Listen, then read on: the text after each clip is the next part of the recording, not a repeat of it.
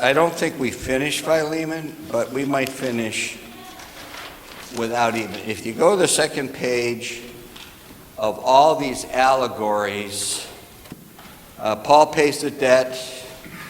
In other words, Paul is a type of Christ, Philemon is a type of God, Onesimus is a type of sinner. And if you go through all of those verses and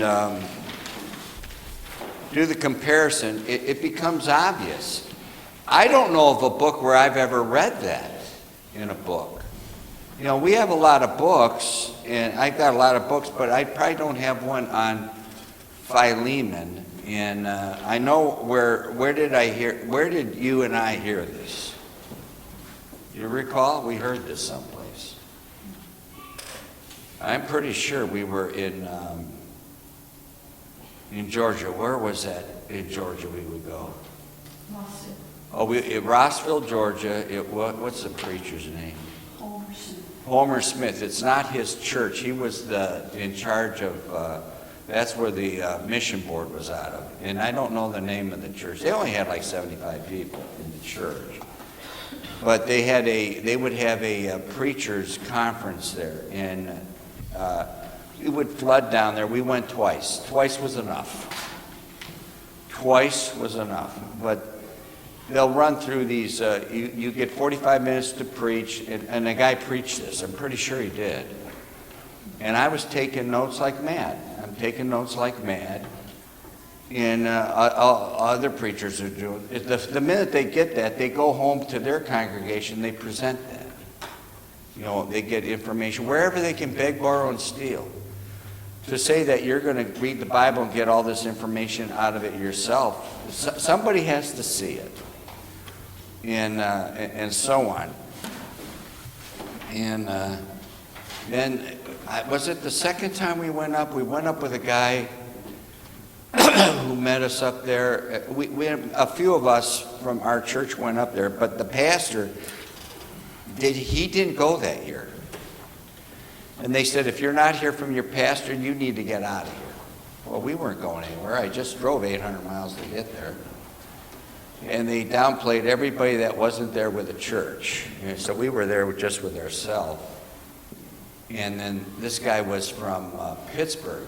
The accent between Cleveland and Pittsburgh is different. It's a Pittsburgh. Now, I just did a Jersey accent.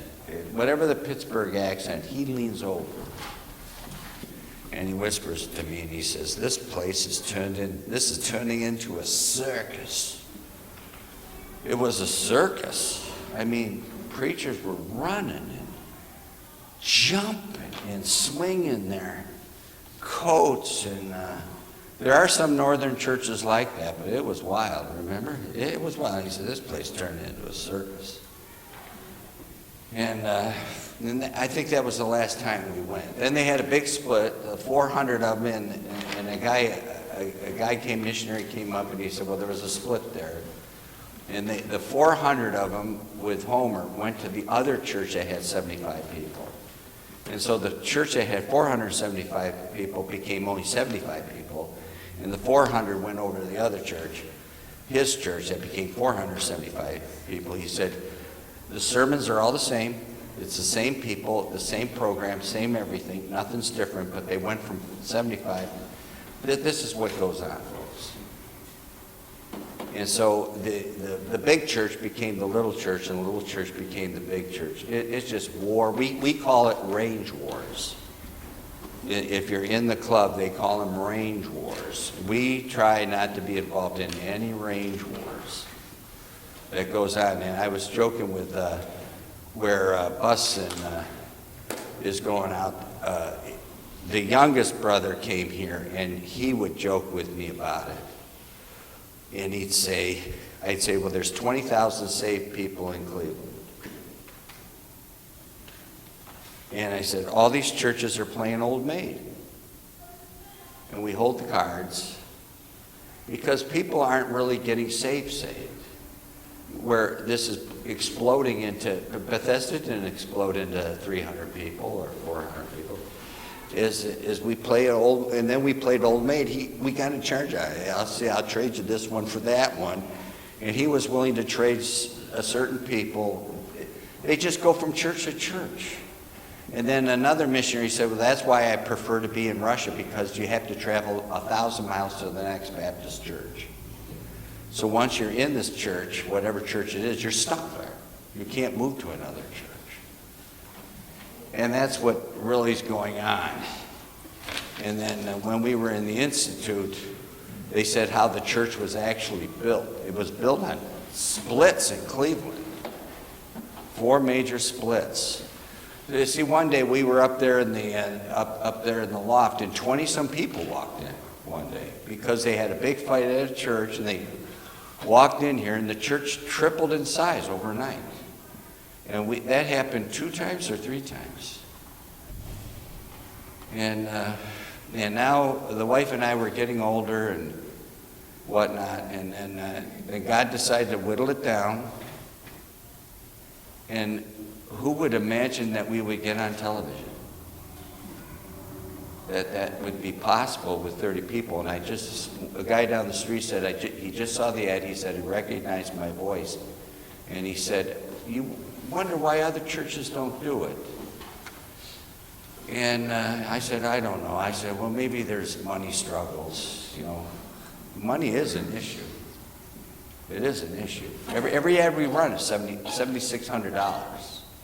That's $7,600. The church may as well know. When we ran the 20 ads, the first time we did it, it's $32,000. Then we ran them again, $32,000. And then when we ran these next slew of ads, then we got our name off of that. It's $7,000. This ad is $7,600. The one we're going to run on Tuesdays, $7,600. That's not cheap. And for a church to dole that out, they got to think twice. And then TV8 was joking with me the first time they came out. I said, well, you know what I want to do is, what we want to do is when we finish, let's just use up the money and spend it. And the general manager was here. And he said, well, you're getting a good start on it. But God will decide. And then Joe looked up, because it brought it up last week or the week before. I said, whatever became of those black billboards with the white letters? God is watching, and there was no ad, just a few words. Well, Joe looked it up. They started in 1998, was it, Joe? Yeah. 98. I think it lasted 2 or 3 years, something like that. Joe said he just started college. No, I just started working downtown. Oh, you started working downtown. They were on, it was huge. It was a big deal. And I think Joe found out it was in Florida, but somebody else got on board with it. They said, this needs to go national. And somebody got on board with it. I don't know if it was a donor. It went nationwide. One anonymous donor, $15 million. Somebody dumped, was it the originator or somebody got on board? No, the originator. The originator, he dumped $15 million in it. And that lasted 2 or 3 years. And now, let's see, Nathan drove that thing. We took it out 2 days ago, and he drove it around. Where it says you can't take it with you. Folks, we can't take it with us. So what are we hanging on to it all for? You can't take it with you. And when I die, somebody else is going to take my place. Somebody better, yes. I saw a guy driving a tractor trailer one night.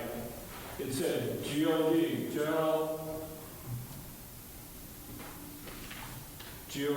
guaranteed on-time delivery. Oh, yeah.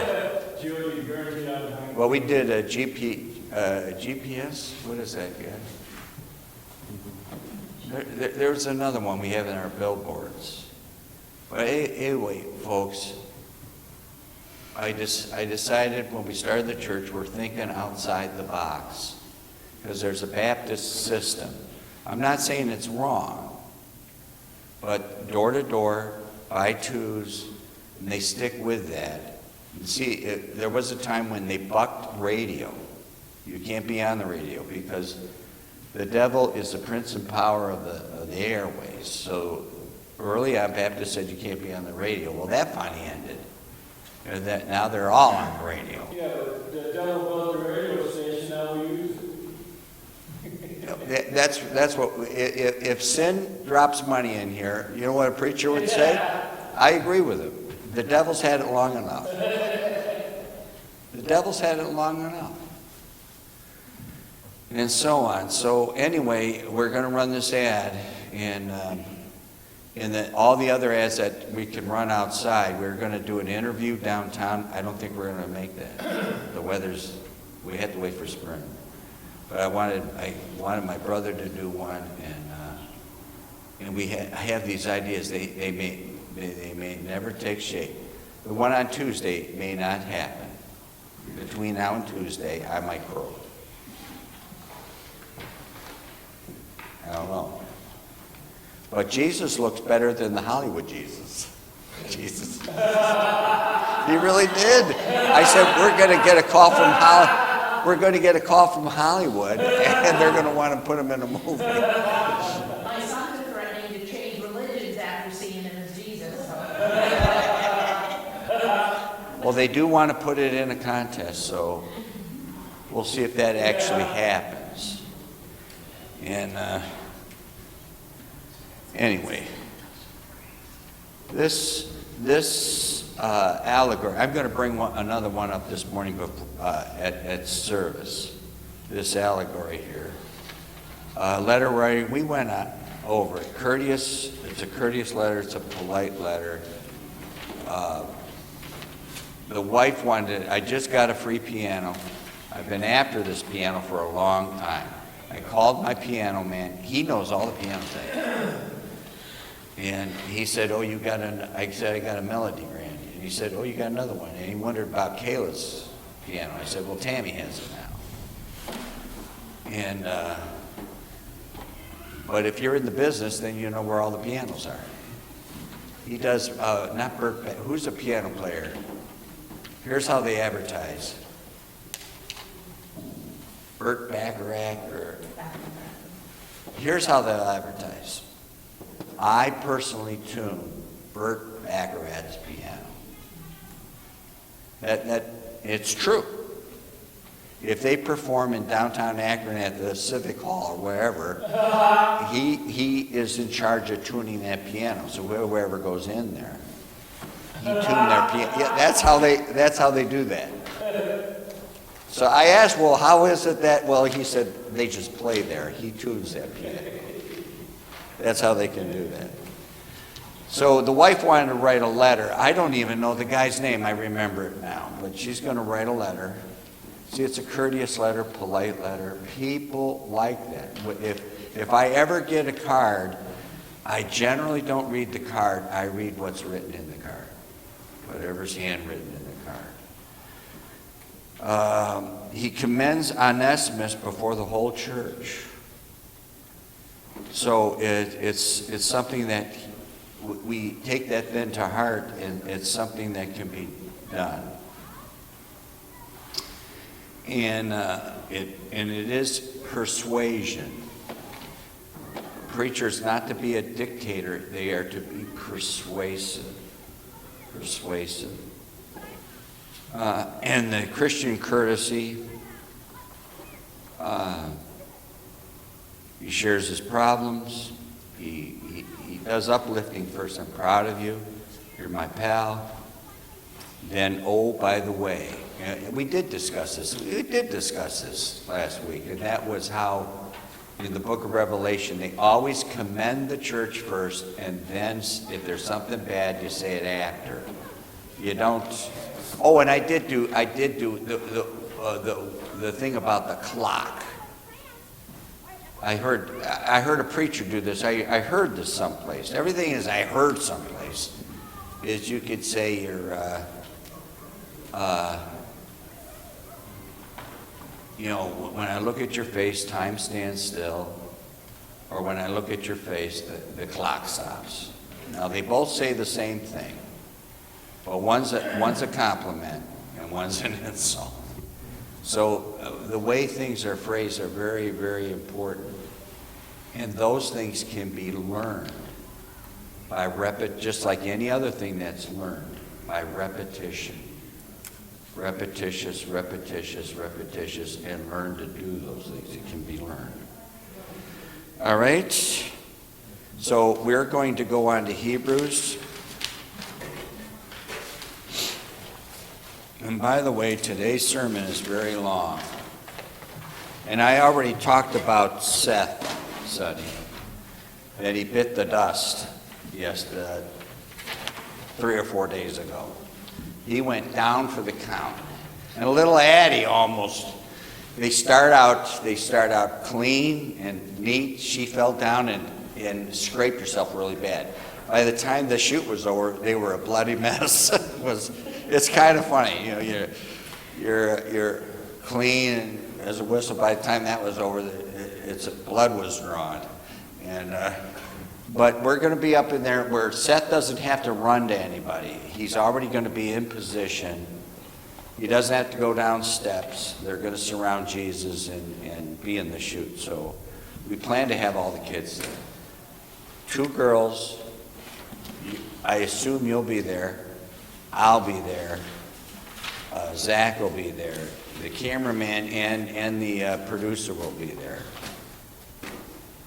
And I told him, don't worry about it. If Bedford shows up, I think we'll get by, unless they're decorating in there. But if Bedford shows up, we know Bedford. And the guy that does the maintenance, he worked for me for 6 years. So we have a big pull there. All right. Hebrews. The word does not appear in the book of Hebrews. It appears 47 times in the Bible. Written about 65 AD. It's written before the destruction of the temple. So, Tiffany had called me the other day and asked me, she got questioned. What about, and we're going to have to quit after this, what about the Aborigines? She didn't say the Aborigines. She's being questioned. So, in other words, you need to get saved. Well, what about those people? How do they hear about Jesus? You need to have an answer for that. Now, this was Pastor Thompson's answer. I approached him, and I said to him, well, there's a couple ways to approach this kind of a thing. I said, well, what happened before the destruction of the temple? You could still bring an offering. You could bring a lamb or a kid. When we say a kid, a goat. You could bring these offerings, turtle doves, whatever the offering was, you could bring it. Now, he did not have an answer. I said, what happened to all of those Jews that still brought the thinking that this is going to, because Jesus came and he did away with all that. But the temple was still standing. Titus comes in, he destroys the temple. His final answer to me was, we don't know what happened to them. And he said, what you need to be concerned is for yourself in this time period, this dispensation right now, today. That was his. That's a good answer. I'm not saying that's a bad answer. Now, the other answer, when Tiffany had called me, she said, well, what about she didn't say, I said, it's like asking, what happened to the Aborigines? And then I said, well, we don't know. And then it's been a while since I've been asked this question. And I said, well, no, the Bible says this, the heavens declare the glory of God. So the Aborigine looks up and he says there must be a God. God speaks all different kinds of languages. Well, we want to do one still with what?